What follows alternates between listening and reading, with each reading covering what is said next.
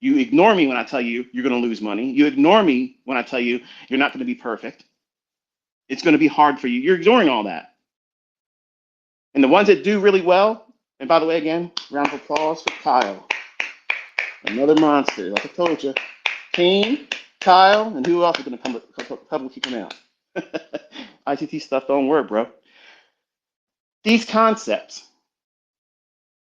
this is going to lead to you knowing what to do and when to do it.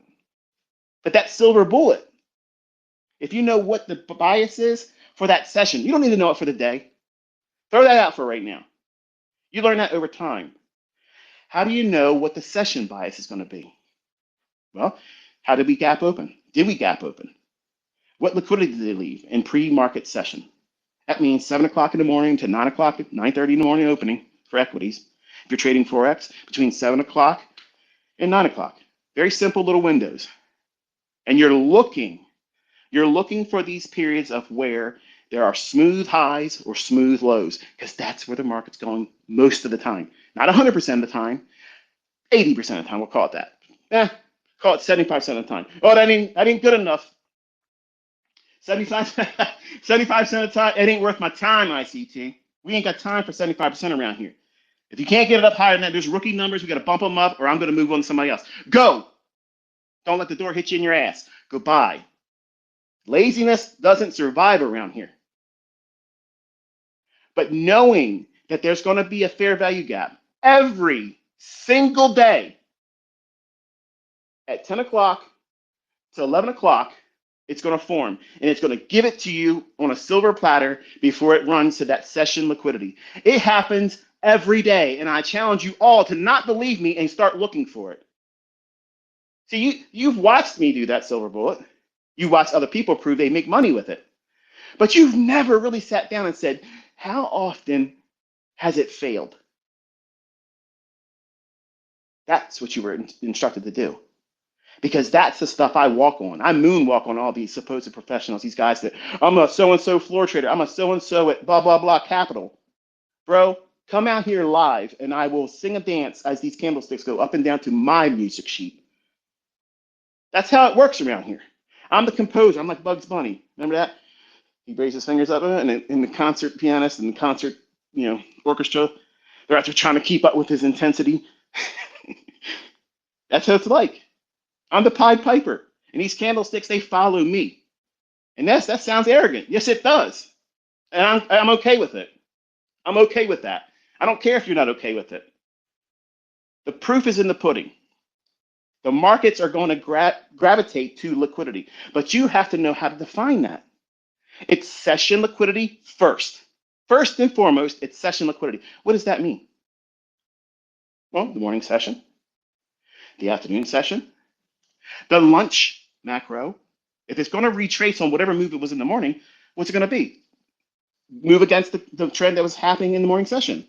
Find the easiest low-hanging fruit low. If you can trade that and find profitability that yields enough of a payout for you, then take the trade. But there's lots of trades that pass me by all day long, where they're only 10, 15, 20 handles. I can do them all day long. I don't care about them. They're constantly there. They're like a McDonald's or a 7-Eleven. They're on every corner. Drive down the road a little bit more, you're going to see another one. I'm not worried about them. I'm stopping at the bus stops like where my wife's standing there.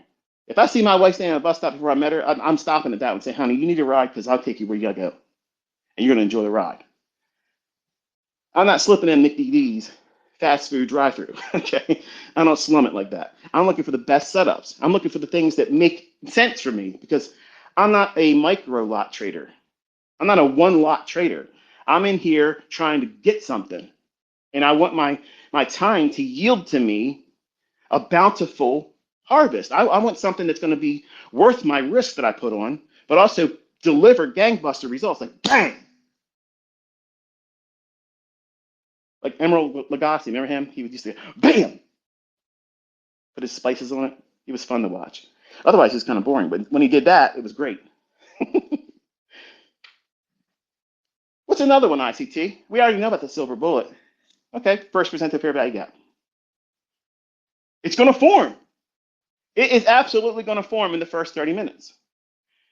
Or it forces you into a silver bullet at 10 o'clock. So what have I done? I've basically encapsulated that first hour of trading between 9:30 and 10 o'clock. I'm sorry, 9:30 and 10:30. That first 1 hour of trading, that is all I've been doing in front of you.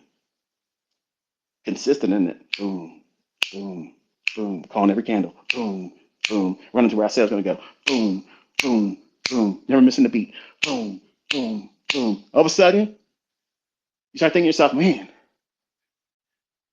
this guy's got his stuff together. Look at this. I mean, he's like consistently telling you where it's going to go. Yep. And you can do it too. I'm trying to tell you, I've already taught these things to you, but how much time have you spent working with it and blocking out everything else? That means everything else I've taught on my YouTube channel. Focus on one thing, folks. What happens if the first percent of fair value gap forms in the first 30 minutes, but price just keeps on running away and never comes back to it?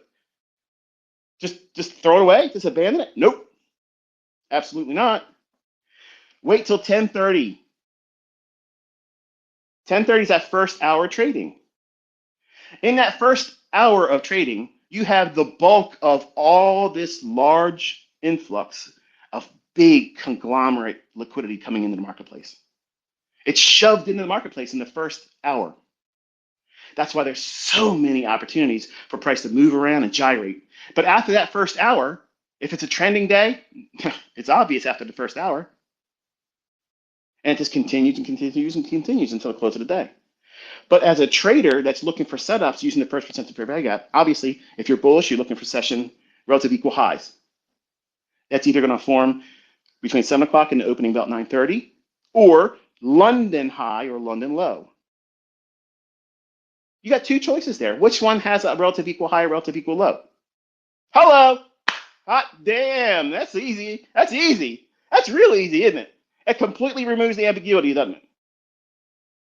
Now, you would have figured that out if you listened to everything I said to focus on per session. But because you're out there looking for the next shiny object that I'm releasing all the time, you're never spending enough sufficient time working with what I already taught you. Can you teach me how to do a bias? It's easy. I did it again here, and it'll go largely ignored. It'll go largely ignored. Nobody will look back and see how many times it tells you exactly what to do. But you're worried about, am I going to do a Telegram session? Am I going to ever do a live stream? Am I ever going to do this? Am I ever going to do that? I told you I could stop. You already have enough. But what happens if it keeps running?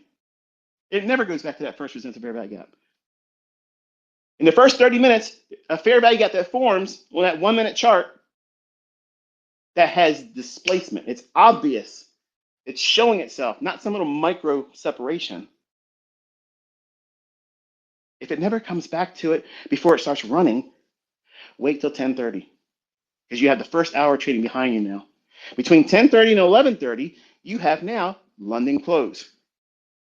ICT, we're talking about SPOOs, bro. We're not talking about cable and fiber, currency futures, and that type of stuff. We're talking about why does London close have anything to do with this? Because that's what markets do. They're coded to offer a retracement back down into a fair value. And that's how I teach you. And I've done it in front of you. You can't deny that. I've shown it to you. I've walked you through it. I've called it out in Telegram, and you've seen me trade it. Live funds, baby. Pulling back into what? First presented fair value gap. Oh, yeah. How about that? It doesn't have to be the propulsion stage or springboard to put me in the trade. Sometimes it's going to run without me. I might be looking for that first presented fair value gap to get me on the trade. And the market says, not today, ICT. Okay. I got you. No problem. Do your thing. I'll be waiting for you when you get to 10:30. And when you walk yourself inside my crosshairs, I'm going to hug the trigger. And I'm going to drop you. And I'm going to take my profit inside that first percent fair value gap. At least the very first partial will come out there. If it's on a day where I think it's going to go lower, Why would I want to see through that? Because in London, there's relative equal lows down there they left generously. That retail's going to say, man, my stop is so protected under there. Ain't never coming back there until it does. Expediently.